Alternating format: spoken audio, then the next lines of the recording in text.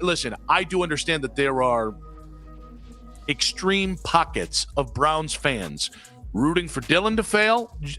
By the way, there's more people rooting for Shedeur to fail. As to Switzerland, I can comment on this with pretty significant impunity. You mean across the NFL, or you mean within the Browns? Within the Browns fandom. The Cleveland Browns thought they'd seen it all, until Shedeur Sanders became the hottest trade request since someone tried to swap a lawn chair for a Ferrari on Craigslist. Fans aren't just upset. They're in full-blown flip-the-table mode, demanding the Browns ship Shedeur out before his next Instagram post. And the owners? They're staring at the roster like it's a bad tattoo they can't laser off. This drama is so wild. Even the mascot needs popcorn. Go and throw them wrists up, because your boy got time today. You see, this is my favorite thing about haters. When lies get disproven, goalposts get the moving. And that's exactly what we're seeing with Shedeur Sanders.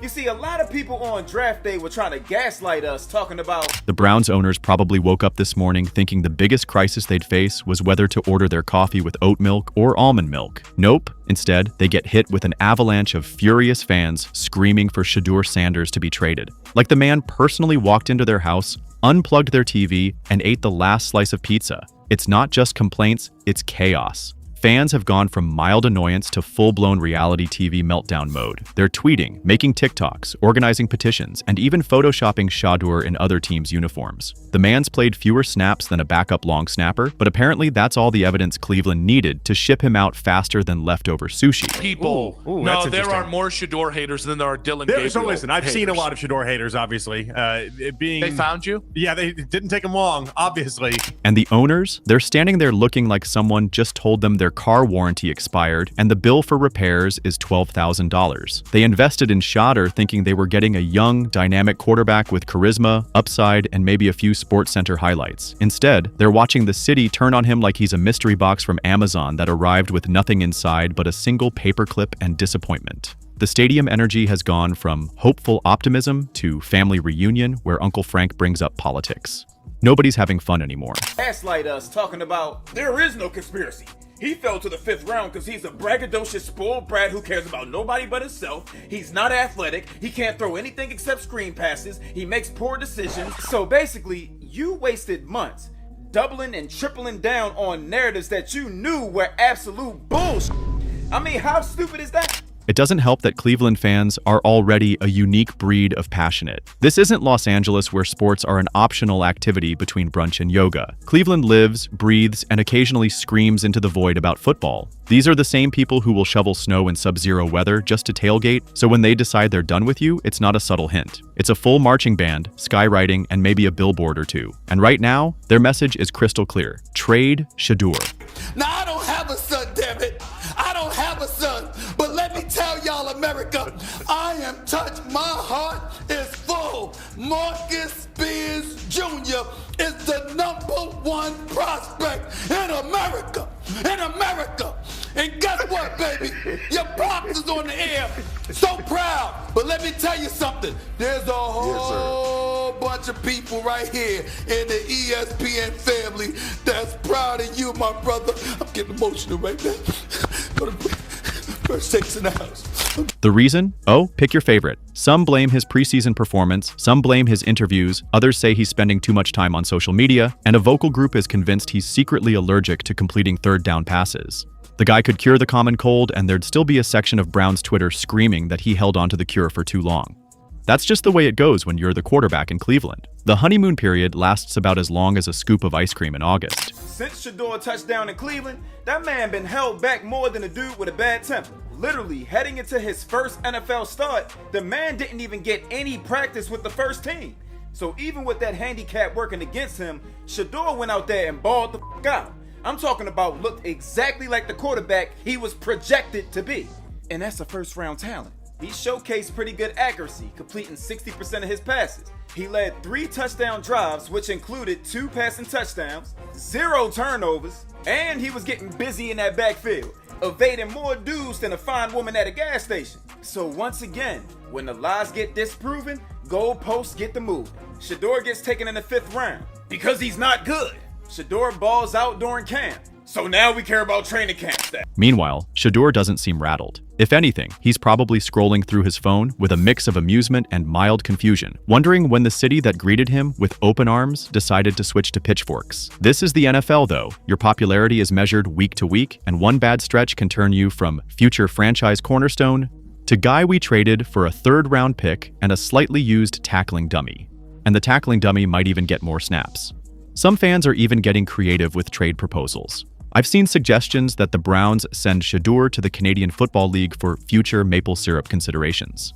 Others want him swapped for a punter, a mascot costume, and lifetime nacho rights.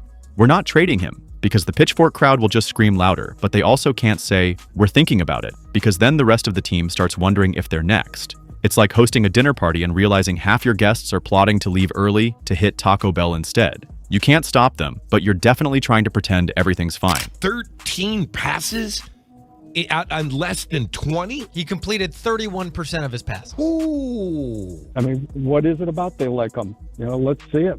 And like you said, he won't. Shedeur went under the lights and played well. Part of the problem is the Browns fan base has been through too many quarterback breakups. They're basically the Tinder veterans of the NFL. They swipe right fast, get excited, and then 3 games later are already looking for the next option. Shedeur's just the latest in a long line of he could be the one candidates who's now getting ghosted before the first season even hits full stride. And like every bad breakup, it's messy, emotional, and way too public. Of course, the media isn't helping. Every sports talk show within a 500-mile radius is milking this for all it's worth. The fans aren't just mad at Shedeur, they're mad at the entire situation. They're mad the Browns keep selling them dreams of a stable, championship-contending team and then delivering a soap opera that somehow has fewer plot twists than the quarterback carousel in Cleveland. Trading Shedeur won't magically fix that, but it would give them a new target for their frustrations. It's less about who's behind center and more about sending a message that mediocrity won't be tolerated, which is rich considering mediocrity has practically paid rent in Cleveland for decades. Still, that we'll call it impressive performance. It was good. Last Saturday, It was good. 14 to 23, 138, 2 touchdowns, no picks. 130, right. It was good. Didn't move up the depth chart. He was 4th. So we thought, hey, this is a big week for Shedeur. This is going to be his start chance, again, right? Yep, to separate himself from the pack a little bit. He played good on Saturday. Maybe he'll play good again this weekend. And unfortunately, he goes down on Wednesday with an oblique injury. He's going to get an MRI here the next day or two. And Kevin Stefanski, according to multiple reports, has already suggested that not only will Shedeur not start this upcoming preseason game, there's a good chance, it's very highly unlikely that he even played. the way some fans are talking, you'd think Shedeur personally walked into the dog pound and punted the team mascot into Lake Erie. Every missed throw is being dissected like it's evidence in a congressional hearing. Every sideline shot of him sipping water is being interpreted as he doesn't care. And if he dares smile after a loss, forget it. That's going straight to the doesn't take the game seriously folder. It's almost impressive how quickly the narrative has shifted from this guy could save us to get him out of town. And don't even get me started on the conspiracy theories, and fewer fans ready to throw snowballs in October. One guy even posted a chart showing how Shedeur's body language metrics align perfectly with players who mentally checked out before being traded. The coaching staff is suddenly doing press conferences with the energy of someone who's explaining to a toddler why the ice cream machine is broken. And deep down, you just know the equipment manager is thinking, man, I hope nobody blames me when the Gatorade tastes weird. Because Tony Graci, the reporter, and Shedeur Sanders and their confrontation has spurred all of this controversy. So yeah, y'all. The Browns owners are likely trying to buy time, hoping that one breakout game from Shedeur will make all this noise disappear. But Cleveland fans are a little like elephants. They never forget, and they can hold a grudge longer than a high school ex. Even if Shedeur comes out and throws for 400 yards, there's going to be that one guy in the back screaming about the time he missed a wide open tight end in week 2. Redemption arcs don't come easy here. And maybe that's the real root of the problem. Cleveland is tired of waiting, tired of hoping, tired of watching quarterbacks come and go like they're part of a witness protection program. And in their minds, trading him now is like cutting your losses before the stock market crashes. The Browns front office now has to navigate this minefield. Do they keep Shedeur and risk alienating a chunk of their fan base? Or do they pull the trigger on a trade and admit that, once again, the franchise's quarterback vision lasted about as long as a gas station hot dog? Neither option is great, but both are very Cleveland. What's going on in Cleveland with the quarterback position right now, as Shedeur Sanders is out of practice, unlikely to play on Saturday at Philly because of an oblique strain, and is considered day to day. Let's start with this. What does that mean?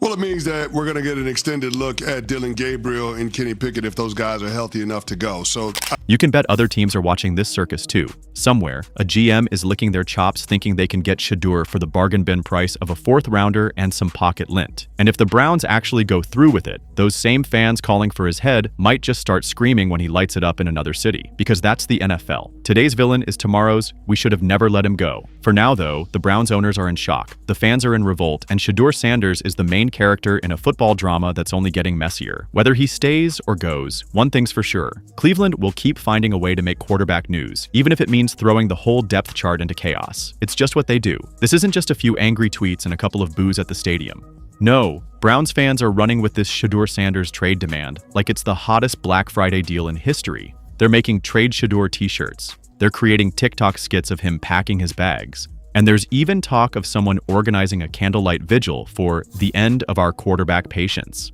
I'm even more convinced than I was before that he won't make the team and he'll get cut. This hurts him more than anybody. Like the other guys were hurt. I really do. Because when you're 4th string and now we're not going to see you, you know what I mean, this week coming up. And you didn't move up. You did pretty well, right? You used the word impressive. I say he was very good.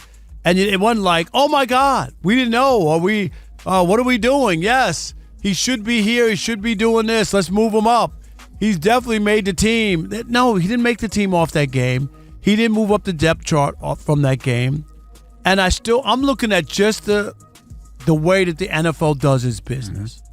And if you think that's extreme, there's an entire Facebook group dedicated solely to future quarterback scouting, where fans are already debating which college star they should chase next, as if they're ordering from a menu. They're posting highlight clips, breaking down stats, and throwing out phrases like high upside and NFL ready, while Shedeur is still in the building trying to learn everyone's name. Cleveland doesn't waste time. They've already emotionally moved on like a couple who's still sharing a Netflix account, but secretly dating other people. The owners, meanwhile, are doing the NFL equivalent of smiling through gritted teeth. They've got press releases full of vague encouragement, interviews that sound like hostage videos, and "we believe in our guy" statements that are about as convincing as a kid telling you they didn't eat the cookies when they've got crumbs all over their shirt. According to this galaxy-brained logic, he's just biding his time, playing good enough football, and then cashing in on the sympathy trade once the city turns on him. Never mind that this theory has zero evidence. Browns fans have adopted it like it's gospel truth. They're analyzing his post-game outfits, his sideline body language, and his Instagram captions like they're decoding a spy message. And surprised at some of the choice words he just used. He initiated the conversation with Shedeur. Surprised that Shedeur took it where he took it.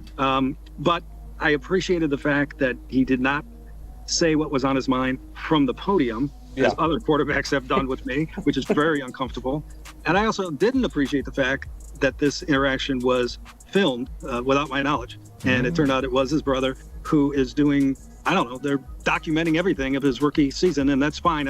Now that I'm aware of it, I'll be a little more careful in everything. But he going, you know what that means? Oh, I know I'm gonna have to sneak dish you now. I can't dish you to your face. The funniest part? Some fans want to trade him for literally anything that isn't another quarterback headache. I've heard proposals for a backup kicker, a bag of practice footballs, a lifetime supply of stadium pretzels, and, my personal favorite, a conditional 12th round pick in a league that only has 7 rounds. That's the level of petty we're working with here. Cleveland doesn't just want him gone. They want the departure to be as insulting as possible. The media circus is having a field day. And then there's the crowd that swears this isn't about football at all. It's about attitude. They say Shedeur's not Cleveland enough, whatever that means. Maybe they want him to shovel a driveway before a game, eat pierogies in the locker room, or post a selfie on the lakefront in January without a coat. In a city that prides itself on grit, anything less than full-blown Midwest weather suffering apparently makes you an outsider. And Shedeur, with his cool demeanor and celebrity connections, just doesn't check that box for them.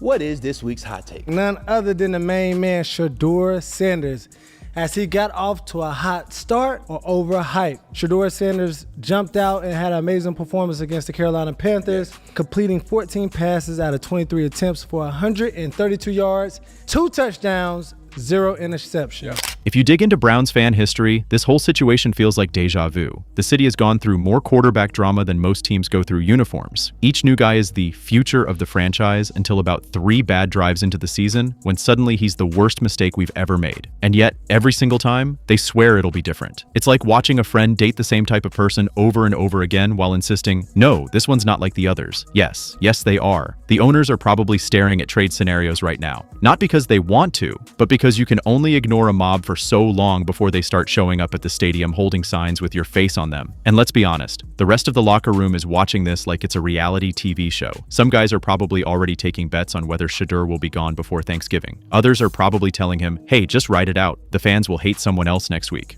That's the beautiful chaos of the NFL. One bad play, one bad quote, or one awkward moment caught on camera, and you can go from hero to please pack your locker in record time.